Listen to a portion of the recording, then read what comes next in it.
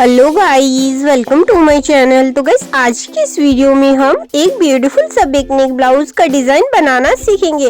But guys, उसके पहले अगर आप लोग मेरे चैनल पर नए आए हो तो प्लीज चैनल को सब्सक्राइब करना ना भूले। तो चलिए गाइस, अब हम वीडियो को तब शुरू करते हैं। तो देखिए गाइस, मैंने यहाँ पे ब्लाउज की लंबाई 13 लिया है और शोल्डर मैंने यहाँ पे 6 इंच लिया है और आर्म होल मैंने यहाँ पे 5.5 इंच लिया है और ब्लाउज का चेस्ट हमारा यहाँ पे 34 इंच का था, तो 34 का चौथा भाग 8.5 इंच और 2 इंच एक्स्ट्रा लिया है।